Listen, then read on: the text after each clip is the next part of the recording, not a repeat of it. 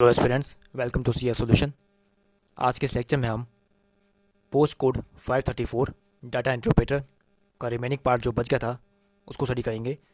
Part 1 में मैंने आप लोगों के साथ टोटल 50 क्वेश्चन डिस्कस किए थे, लेकिन 52 क्वेश्चन रहते थे जो हम इस लेक्चर में स्टडी करेंगे। ये एक ऐसा पेपर था जिसमें आपको टोटल 120 नहीं, टोटल 102 क्वेश्चन कंप्यूटर के आए थे, जिसमें 50 क्वेश्चन मैं डिस्कस कर चुका हूँ और नेक्स्ट 50 क्वेश्चन आपको इस लेक्चर में मिलेंगे। चलिए शुरू करते हैं 51 क्वेश्चन से। ये क्वेश्चन आपका पावर पॉइंट से पूछा गया है। The best way to insert a new slide in presentation. अगर आपने MS पावर पॉइंट में कोई नई स्लाइड एंटर करनी है, उसका बेस्ट ऑप्शन क्या रहेगा? आप यूज़ करेंगे slide sorter view. Option D. इस व्यू में क्या होता है, ये एक आपका ऐसा व्यू है, इसको सबसे अच्छा व्यू मानते हैं हम, वो इसलिए क्योंकि इसमें आपकी सारी स्लाइड आपको एक ही पेज में दिखेगी और एज अ स्मॉल मिनीचर की तरह। मतलब आपको उन स्लाइड का एक थंबनेल दिखेगा जिससे आप आसानी से देख सकते हैं कि मैंने एक PPT में टोटल कितनी स्लाइड बनाई है। ऐसे तो आपको लेफ्ट साइड में स्लाइड देखने को मिलती है, लेकिन वो आपकी बड़ी बड़ी स्लाइड होती है, आपको एक टाइम पे से 2-3 स्लाइड देखने को मिलती है। लेकिन स्लाइड सॉर्टर व्यू आपको ऐसा व्यू है जिसमें आपको सारी स्लाइड आपको एक ही पेज में देखने को मिल जाएगी एज अ मिनिएचर फॉर्म, और इसको कह सकते हैं हम as a thumbnail of a slide. 52 special effect use to introduce a slide. अगर आपने किसी स्लाइड को इंट्रोड्यूस करना है, बोलने का मतलब है कि आपके पास 50 स्लाइड है, आप स्लाइड एक में काम एक से आपने स्लाइड शो शुरू किया, जैसे आपकी स्लाइड 1 आई, उसको आने का जो इफेक्ट है उसको बोलते हैं ट्रांजिशन। ऑप्शन सी आपका सही आंसर होगा। मतलब आपकी एक स्लाइड आई, उसका आने का क्या इफेक्ट था, उसका क्या एनिमेशन था, उसको ट्रांजिशन बोलते हैं। जैसे आप नेक्स्ट स्लाइड करेंगे, स्लाइड 2 आपकी आई, उसके आने पे क्या एनिमेशन हुआ, उसको बोलते हैं ट्रांजिशन। ये पूछा गया है इसमें, special effect to use to introduce slide. आप अपनी स्लाइड को इंट्रोड्यूस कर रहे हैं, उसको ला रहे हैं, उसको बोलते हैं transition effect. 53 which of the following is not a type of database. Database में आपके 3 टाइप के मॉडल होते हैं, hierarchical model, relational model, network model. लेकिन ट्रांजिशन आपका कोई मॉडल नहीं होता, इसलिए आपका आंसर डी होगा। Transition is not a database type model, या फिर उसको कह सकते हैं is not a type of database. Hierarchical में क्या होता है, आपका जो डाटाबेस होगा वो आपका हियरार्किकल फॉर्म में होगा, एज अ ट्री स्ट्रक्चर होगा। लेकिन जो आपका रिलेशनल मॉडल है, जिसको हम मैक्सिमम यूज़ करते हैं, इसमें आपका टेबल की फॉर्म में होता है, टेबल को बोलते हैं रिलेशन, इसलिए इसका नाम पड़ा रिलेशनल मॉडल। और ये आपका कब आया था? 1970 में, 1970 में आया था। और इसके फादर कौन है? EF code. ये आपका मेन क्वेश्चन है कि रिलेशनल मॉडल कब आया? 1970 में, EF कोड। और इन्होंने अपने कितने रूल दिए थे? 12 रूल दिए थे इन्होंने। ये भी आपको मैं बता देता हूँ, एडवांस नॉलेज दे रहा हूँ आपको मैं इस क्वेश्चन के बारे में, ताकि आपको किसी क्वेश्चन में कोई दिक्कत ना आए। और इसमें आपको टेबल के फॉर्म में डाटा स्टोर होता था। टेबल को हम रिलेशन बोलते हैं, और टेबल में आपकी रो एंड कॉलम होती है। रो को बोलते हैं आप टपल, रिकॉर्ड, लेकिन जो कॉलम होता है उसको बोलते हैं आप फील्ड, एट्रीब्यूट, कॉलम। 3 नाम ये हो गए।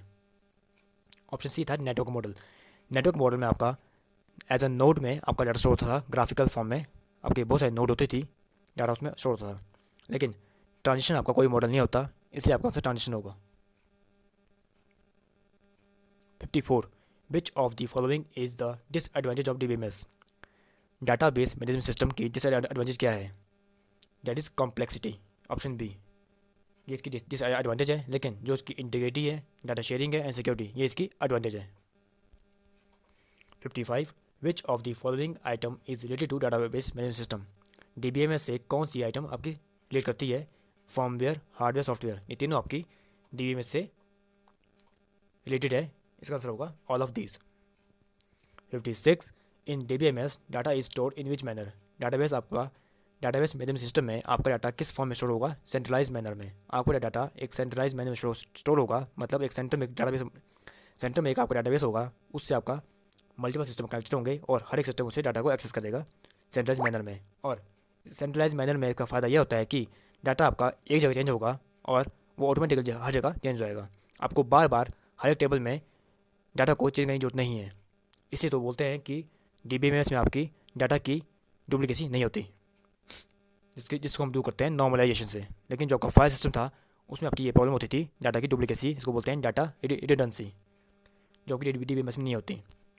ये किसकी वजह से पॉसिबल हुआ? सेंट्रलाइज मैनर की वजह से। Option C. 57 data can be import into access. अगर आपने एक्सेस डाटाबेस में, MS एक्सेस में आप काम कर रहे हैं, आप अपने डाटा इंपोर्ट करना है, और आप कहाँ से करेंगे? एक्सेल फाइल से। इसका आंसर एक्सेल फाइल ही क्यों हुआ?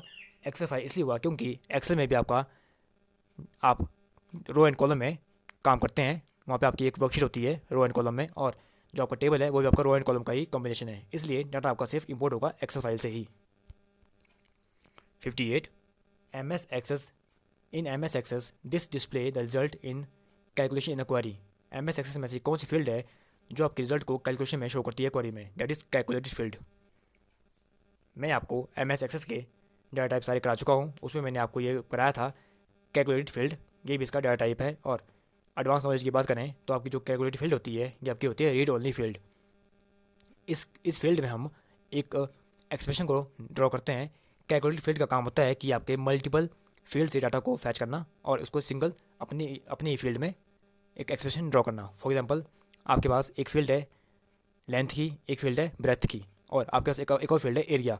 आप चाहते हैं कि आपने एरिया निकालना है, लेकिन आपको बार बार उस एरिया वाले कॉलम पे लेंथ एंड ब्रेथ को खुद कैलकुलेट ना करना पड़े, इसके लिए आप क्या करेंगे, इसके लिए आप कैलकुलेट फील्ड में लेंथ एंड ब्रेथ के फॉर्मूले को ड्राइव करेंगे, area is equal to length into breath.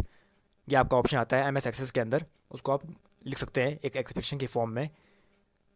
होगा क्या इससे, जब आप डाटा शीट व्यू में डाटा एंटर कर रहे होंगे, आपने लेंथ एंड ब्रेथ लिखा, जैसे आप एरिया वाले कॉलम पे गए, आपने नेक्स्ट टैब प्रेस किया, आपका रिजल्ट ऑटोमेटिक आ जाएगा जो आपने वैल्यू लिखी होगी लेंथ एंड ब्रेथ में। आपको खुद टाइप नहीं करना पड़ेगा कि मैंने इसकी वैल्यू निकालनी है। ये इसका फ़ायदा होता है और इसीलिए इसको बोलते हैं read only field. 59 in a M S access database which component is not present. आपके एक्सेस में क्या प्रेजेंट नहीं होता, that is formula bar.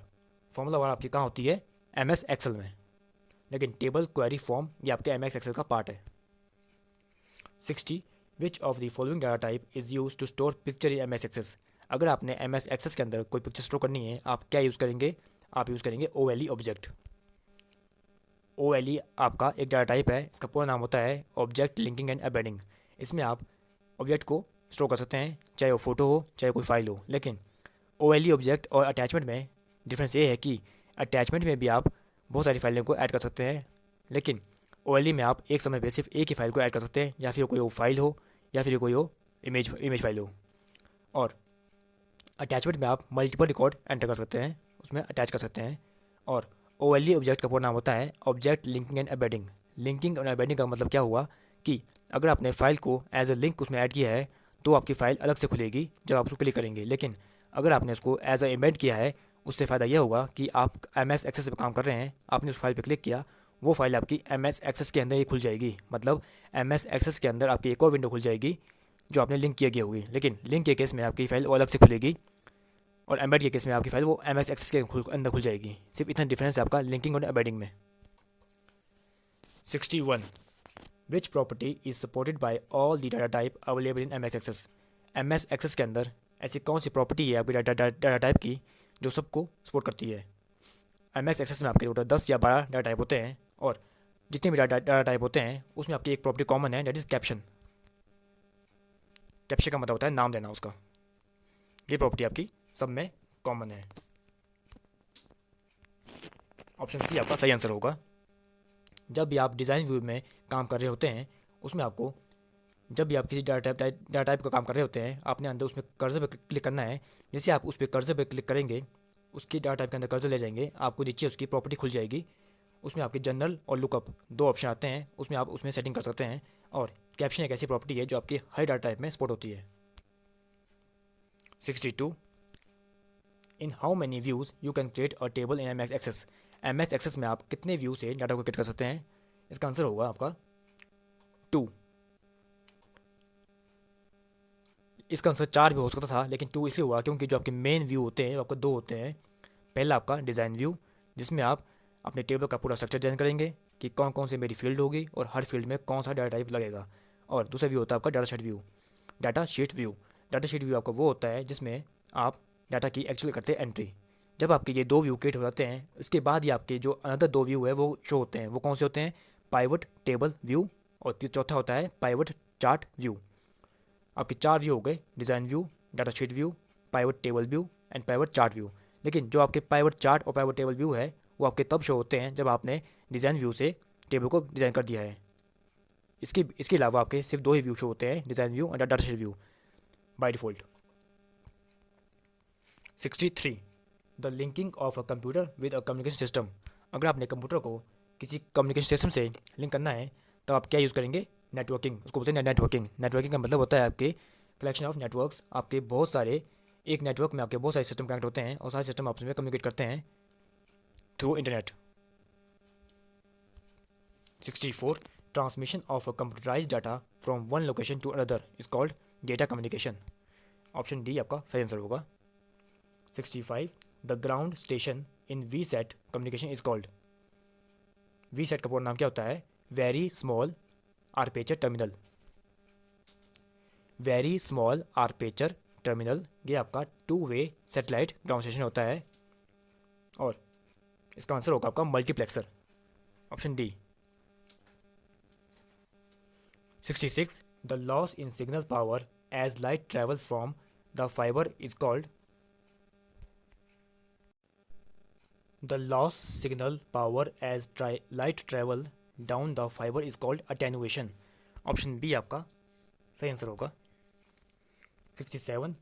Bluetooth is an example of which area network? That is PAN. Personal area network. जो आपका personal area network होता है वो आपके शॉर्ट रेंज को करता है कवर। इससे आपको पता होगा कि जो आपका ब्लूटूथ होता है वो आपके बहुत ही कम डिस्टेंस को कवर करता है, इसलिए इसके अंदर आपका एग्जांपल होगा, पैन का एग्जांपल क्या होगा? Bluetooth. 68. VPN refers to, VPN आपका सबसे सिक्योर नेटवर्क होता है, उसका पूरा नाम होता है virtual private network. 68. 69. Multiple repeater in communication satellite transmission are called. Multiple repeater आपके कम्युनिकेशन सैटेलाइट में आके कंबाइन कर दिए जाएँ तो क्या बनेंगे? ट्रांसपॉन्डर। और ट्रांसपॉन्डर आपके दो चीज़ें मिलकर बना है, पहला आपका ट्रांसमीटर एंड सेकेंड आपका रिस्पॉन्डर। ट्रांसमीटर एंड रिस्पॉन्डर को मिलकर बन गया ट्रांसपॉन्डर। ट्रांसपॉन्डर आपकी एक वायरलेस कम्युनिकेशन डिवाइस है जो ऑटोमेटिकली रिस्पॉन्ड करती है इनकमिंग सिग्नल में। जो भी इसमें सिग्नल आएगा उसमें ये उसको ये कैप्ट करेगी और उसके बाद ये इसमें ऑटोमेटिकली इसको करेगी respond. That is the work of transponder. 70. Repeater operate at which layer? जो आपका रिपीटर है वो किस लेयर पे काम करता है? That is the physical layer. बात करते हैं एडवांस नॉलेज की। फिजिकल लेयर पे आपका रिपीटर काम करता है एज वेल एज हब और रिपीटर आपके फिजिकल लेयर पे काम करते हैं। और ऑप्शन और जो आपका स्विच, ब्रिज और मैक एड्रेस होता है वो आपका काम करता है डाटा लिंक लेयर पे। और जो आपका राउटर है वो काम करता है नेटवर्क लेयर पे। और जो आपका गेटवे और फायरवॉल हो गया वो काम करता है आपका एप्लीकेशन लेयर पे। 71. Moving from one website to another. अगर आप एक वेबसाइट से दूसरी वेबसाइट में जा रहे हैं उसको क्या बोलेंगे? सर्फिंग। आपने 5-6 वेबसाइट खोली है, आप पहले इस वेबसाइट पे लिखी आप दूसरी वेबसाइट जा रहे हैं, आप एक वेबसाइट से दूसरी वेबसाइट पे जा रहे हैं, उसको बोलते हैं सर्फिंग। गलती से भी इसका आंसर आप जंपिंग ना करें, इसका आंसर होगा surfing, option D. 72. A server computer to access the internet. अगर आपने a server computer to access the internet is provided by, अगर आपने सर्वर को एक्सेस करना है बाय इंटरनेट, वो किसके थ्रू होगा? आईएसपी। आईएसपी का पूरा नाम इंटरनेट सर्विस प्रोवाइडर। अगर आपके पास आईएसपी नहीं होगा तब आप कभी भी इंटरनेट को यूज़ नहीं कर पाएंगे, क्योंकि आईएसपी के जरिए ही आप इंटरनेट तक पहुंच सकते हैं, क्योंकि ये आपका एक जरिया है इंटरनेट तक पहुंचने का, एक वेब को एक्सेस करने का। आईएसपी क्या होते हैं? आपके जो आपको इंटरनेट फैसिलिटी प्रोवाइड करते हैं, जैसे कि आपका जियो हो गया, बीएसएनएल हो गया, एयरटेल हो गया, ये आपके इंटरनेट सर्विस प्रोवाइडर है। 73. The website of a company is hosted on a. किसी कंपनी की वेबसाइट को होस्ट करने के लिए क्या चाहिए? Web server. 74. The standard protocol of internet. Internet का स्टैंडर्ड प्रोटोकॉल कौन सा है? TCP IP, transmission control protocol slash internet protocol. TCP आपका कनेक्शन ओरिएंटेड है, लेकिन आईपी आपका कनेक्शन लेस है। कनेक्शन ओरिएंटेड का मतलब होता है कि इसमें आपकी डाटा की गारंटी रहती है कि जो डाटा सेंडर ने सेंड किया है वो रिसीवर के पास पहुंच गया है। वो कैसे लगा पता? क्योंकि रिसीवर ने एक्नॉलेजमेंट बैक की सेंडर को। लेकिन कनेक्शन लेस में आपका पूरी तरह से गारंटी नहीं होती कि डाटा आपका पहुंचा कि नहीं पहुंचा है, क्योंकि उसमें आपकी एक्नॉलेजमेंट नहीं होती। 75. Hotmail is developed by. Hotmail को किसने डेवलप किया? सबीर भाटिया। लेकिन सबीर भाटिया के साथ एक पर्सन और थे जिनका नाम था जैक स्मिथ। लेकिन ऑप्शन में सबीर भाटिया ही है। लेकिन अगर आपको कभी ऑप्शन में सबीर भाटिया और जैक स्मिथ दोनों नाम दिखेंगे तो आप दोनों आंसर करेंगे, लेकिन मेनली इसका आंसर सबीर भाटिया ही होगा। इसको एक कंसिडर किया जाता है सबीर भाटिया को। और इन्होंने कब किया था इसको डेवलप? 1996 में। 1996 में आपकी हॉटमेल आ गई थी, और इसका एक दूसरा नाम है आउटलुक.com। आउटलुक.com इसका दूसरा नाम है। और माइक्रोसॉफ्ट ने इसको कब अक्वायर किया? 1997 में। ये होगी इसकी एडवांस नॉलेज कि हॉटमेल को फाउंड किया सबीर भाटिया ने प्लस जैक स्मिथ ने, जो उसमें टीम मेंबर की तरह काम कर रहे थे। और ये कब आपकी आई थी? 1996 में। और माइक्रोसॉफ्ट ने इसको कब अक्वायर किया? 1997 में। और इसका दूसरा नाम क्या है? Outlook. Clear. 76 HTML is basically use to design. HTML का यूज़ किया जाता है टू डिज़ाइन वेब पेजेस। और जब बहुत सारे वेब पेज डिज़ाइन कर दिए जाते हैं, उनको जब कंबाइन करते हैं तब क्या बनती है आपकी वेबसाइट। और हर एक वेबसाइट का एक पहला पेज होता है, उसको बोलते हैं होम पेज। HTML को किसने डेवलप किया? टिम बर्नर्स ली ने। कब? 1990 में। 77 malicious software is known as malware. जो आपके मैलिशियस सॉफ्टवेयर होते हैं, आपके ऐसे प्रोग्राम होते हैं जो आपके सिस्टम को डैमेज कर देते हैं, उसकी कार्यप्रणाली को डिस्ट्रॉय कर देते हैं। और मैलिशियस सॉफ्टवेयर के टाइप होते हैं आपके malware, worm, Trojan horse, virus.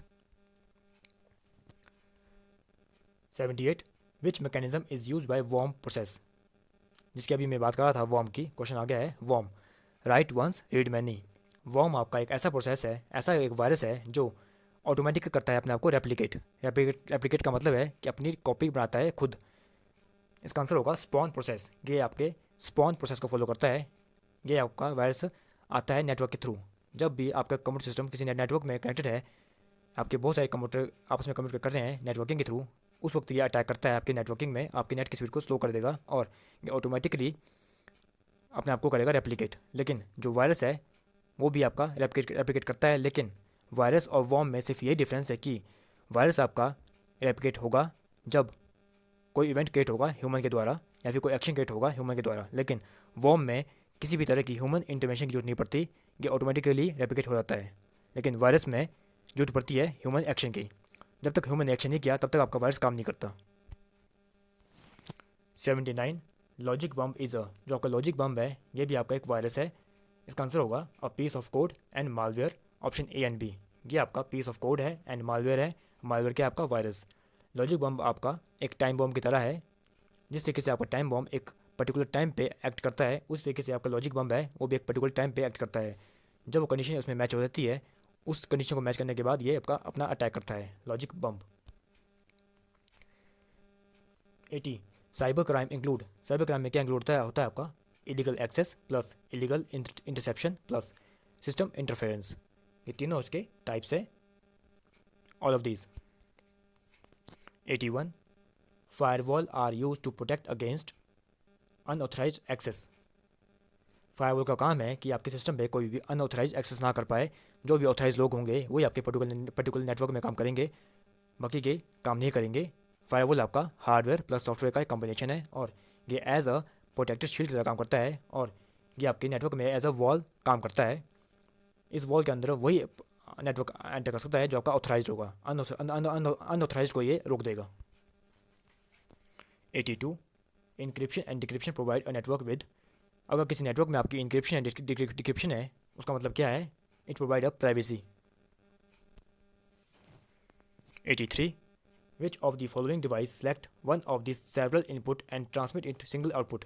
ऐसी कौन सी डिवाइस है जो आपके मल्टीपल इनपुट को ट्रांसमिट करती है लेकिन उसको सिंगल आउटपुट में करती है convert? That is the multiplexer. 84 compiler can check logical error, syntax error, both A and B. जो आपका कंपाइलर है वो चेक करता है आपका सिंटैक्स एरर। ऑप्शन बी आपका सही आंसर होगा। 85 during software development which factor is must crucial. अगर आप कोई सॉफ्टवेयर को डेवलप कर रहे हैं तो कौन सा फैक्टर आपका क्रूशल होगा? That is people. पीपल इसलिए होगा क्योंकि अगर आपका सॉफ्टवेयर में जरा से भी गलती होगी तो वो आपके कस्टमर को पसंद नहीं आएगा, इसलिए आपका पीपल इसका क्रूशल फैक्टर होता है सॉफ्टवेयर डेवलपमेंट में। 86 which one of the following is the last phase of software development. किसी सॉफ्टवेयर को डेवलप करने के लिए लास्ट फेज कौन सा होता है? मेंटेनेंस। और जो आपके सॉफ्टवेयर के प्रोसेस होते हैं, मैंने पार्ट 1 में आपको बता दिया था कि SDLC में कितने फेज़ होते हैं। जो आपका डिप्लॉयमेंट फेज़ था लास्ट, उस फेज़ के बाद होता है आपका मेंटेनेंस। जब आपने सॉफ्टवेयर को डिप्लॉय कर दिया, अपने कस्टमर को हैंड ओवर कर दिया, उसके बाद करेंगे आप उसको मेंटेन। जब भी टाइम टाइम पे इसको जरूरत पड़ेगी आप उसको मेंटेन करेंगे सॉफ्टवेयर को। इसका लास्ट फेज होता है सॉफ्टवेयर का। एंड ये फेज आपका किसके अंदर आता है? SDLC के अंदर, software development life cycle. 87, black box testing sometime called. जो आपकी ब्लैक बॉक्स टेस्टिंग होती है इसको क्या बोलते हैं? Behavioural testing. आपकी एक टेस्टिंग होती है वाइट बॉक्स, एक होती है black box. Black box testing आपकी वो होती है जिसका मतलब होता है फ्रंट एंड, मतलब आप रन टाइम में अपने प्रोग्राम को चला रहे हैं लेकिन आपको ये नहीं पता कि बैक एंड में वो कोडिंग कैसे परफॉर्म हुई, वो होती है ब्लैक बॉक्स। लेकिन जो आपकी वाइट बॉक्स होती है वो होती है आपकी बैक एंड, मतलब आपने एक्चुअल में कोड कैसे डिज़ाइन किया, कौन से स्टेप में आपका क्या मॉड्यूल परफॉर्म हुआ, क्या फंक्शन काम कर रहा है, वो आपका वाइट बॉक्स होगा। लेकिन ब्लैक बॉक्स आपका होता है बिहेवियर टेस्टिंग, मतलब आपको कुछ पता नहीं है कि बैक एंड में काम कैसे हो रहा है, आपको सिर्फ रिजल्ट से मतलब है कि रिजल्ट कैसे आ रहा है। आपने देखा होगा जब सी प्रोग्राम में आप प्रोग्राम को रन करते हैं तो आपके पास ब्लैक स्क्रीन आती है, that is example of black box testing. 88, the basic unit of object oriented programming. OOPs में आपकी बेसिक यूनिट क्या है? ऑब्जेक्ट। ऑब्जेक्ट क्या है? Object is the instance of class. 89, which of the following data structure is linear data structure. इनमें से आपका कौन सा डाटा स्ट्रक्चर आपका लीनियर है? आपके दो टाइप के स्ट्रक्चर होते हैं, एक लीनियर एक नॉन लीनियर। लीनियर में क्या आते हैं आपके? लीनियर आपका आता है array, link list, stack, Q. और नॉन लीनियर में आते हैं आपके ट्री, ग्राफ। यहाँ पे ऑप्शन में हमें क्या पूछा गया था कि कौन सा लीनियर है? लीनियर आपका कौन सा होगा? एरे। Option D. ग्राफ और ट्री आपका ए और सी में दिया गया है, ये आपका नॉन लीनियर हो गया। और डायरेक्टरी आपका कोई भी स्ट्रक्चर नहीं होता। 90, प्रायोरिटी क्यू कैन बी। जो आपकी प्रायोरिटी क्यू होती है वो आपकी असेंडिंग भी होती है, डिसेंडिंग भी होती है। ऑप्शन सी आपका सही आंसर होगा, option both A and B. 91, sorting data means to arrange in. अब अगर आपके डाटा को सॉर्ट कर रहे हैं उसका क्या मतलब है कि इसको आप अल्फ़ाबेटिक भी सॉर्ट कर रहे हैं और न्यूमेरिकल भी सॉर्ट कर रहे हैं। अल्फ़ाबेटिक में आप करेंगे इसको ए से जेड तक सॉर्ट, और न्यूमेरिकल में करेंगे इसको आप 1 से लेकर एंड सो ऑन। इसका आंसर होगा both A and B, numerical as well as alphabetical. 92, which was the word first mini computer? That is the PDP-1। PDP-1 का पूरा नाम था program data processor. Program data processor कब आया था? 1959 में। वर्ल्ड का पहला मिनी कंप्यूटर था आपका PDP-1। 93, to access a main frame और सुपर कंप्यूटर। अगर आपने सुपर कंप्यूटर और मेन फ्रेम को एक्सेस करना है आपको क्या चाहिए? Terminal. 94, which of the following is not a feature of computer? That is the intelligence. Intelligence computer की कोई फीचर नहीं है, कंप्यूटर के पास कोई भी दिमाग नहीं होता। और जो ऑटोमेशन, स्पीड और वर्सेटिलिटी है ये इसके फीचर है। वर्सेटिलिटी का मतलब होता है कि वो एक समय पे मल्टीपल काम कर सकता है, और स्पीड आपको पता ही है कि अब बहुत फास्ट स्पीड से काम करता है। ऑटोमेशन का मतलब है कि काम ऑटोमेटिक करता है। लेकिन इंटेलिजेंस इसके पास नहीं होती, ये इसकी फीचर नहीं है। 95, a device use to bring data into computer is called. That is input device. Computer में डाटा कौन लेके आता है? Input device. 96, the brain of computer system. That is the CPU, central processing unit आपका brain है। अगर बात की जाए heart of the computer system, that is the ALU। ALU आपका हार्ट है, ब्रेन आपका CPU है, और बात की जाए नर्वस सिस्टम की, वो क्या है? Control unit. 97, when was the first 8-bit micro processor introduce. आपका पहला 8 बिट का माइक्रो प्रोसेसर कब आया था? 1974। कौन सा था? इंटेल 8080। ये था आपका पहला 8 बिट का माइक्रो प्रोसेसर। और अगर बात की जाए पहला 4 बिट का माइक्रो प्रोसेसर कब आया था? 4 बिट का आया था 1971 में, और वो कौन सा था? इंटेल 4004। और माइक्रो प्रोसेसर के फादर कौन है? Martian E. हफ। 98, wireless mouse communicate through radio wave. जो आपका वायरलेस माउस है वो आपका रेडियो वेव से कम्युनिकेट करता है। 99, which device can sense inventory data specified in barcode? That is the holograph. 100, the monitor of a computer is connected by a cable. 101, which one is not a impact printer? That is the laser printer. Laser printer आपका non impact printer है, लेकिन जो आपका dot matrix और daisy wheel printer है वो आपके impact printer है। 102, to locate a data item for storage is fetch. अगर आपने किसी डाटा आइटम को लोकेट करना है, उसको ढूंढना है, हम कहेंगे फैच। फैच का मतलब है डाटा को मेमोरी से बाहर निकालना। ऑप्शन डी इसका सही आंसर होगा। और इस पेपर में टोटल 102 क्वेश्चन कंप्यूटर के आए थे। 102 क्वेश्चन हमने कंप्लीट कर लिए हैं काफ़ी डिटेल नॉलेज के साथ। जैसे कि आपको पता है कि हर पेपर को मैं आप लोगों को काफ़ी डिटेल में समझाता हूँ, इसलिए इस पेपर को भी मैंने काफ़ी डिटेल में समझाया। आपको डेफिनेटली ये नौसमझदारी में कहीं ना कहीं हेल्प मिल सकती है। तो इस लेक्चर के साथ हमारा 534 कोड भी होता है कंप्लीट डाटा एंट्री ऑपरेटर। और डाटा एंट्री ऑपरेटर के साथ हमने आज तक HPSSC ने जितने भी डाटा एंट्री ऑपरेटर के पेपर कराए हैं वो होते हैं कंप्लीट। टोटल इन्होंने 3 पेपर कराए थे, 534, 868, 924। ये तीनों पेपर आपको चैनल पे मिल जाएंगे प्लेलिस्ट में। जो प्लेलिस्ट है HPSSC कंप्यूटर सॉल्व, वहाँ पे आपको मिल जाएंगे ये तीनों पेपर डिटेल नॉलेज के साथ। See you soon in next video with new paper, new topic. Thank you, have a nice day.